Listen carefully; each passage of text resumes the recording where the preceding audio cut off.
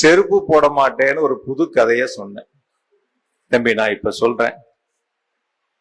தமிழ்நாட்டில் பெரியார், அண்ணா, கலைஞர் வழி ஆட்சி நடத்துகின்ற அன்பு தளபதி, போற்றுதலுக்குரிய தமிழ்நாட்டினுடைய முதலமைச்சர் ஆட்சி நடத்துகின்ற திராவிட மண்ணில் இனி வாழ்நாள் முழுக்க உன்னால செருப்பே போட முடியாது.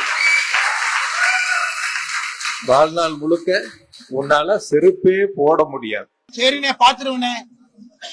செப்பல் போடாம தானே இருக்கேன், ஜெயிலுக்கு போலி இல்லனே. ஜெயிலுக்கு போனா தானே தப்பு. மக்களுடைய பணத்தை தின்னுட்டு வேலை வாங்கி தரான்னு ஏமாத்திட்டு அதே துறைக்கு அமைச்சரா வந்து உட்கார்ந்துகிட்டு உச்ச நீதிமன்றமே அமைச்சரா தொடர வேண்டுமான்னு கேக்குறாங்க. அதனால ஜெயிலுக்கு போறதானே தப்பு, செப்பல் போடாம இருக்கிறது என்ன தப்பு? ஆனால் 2026 நீங்க பாருங்க என்ன நடக்க போகுதுன்னு. தமிழகத்துல மக்கள் தெளிவாக இருக்கிறாங்க.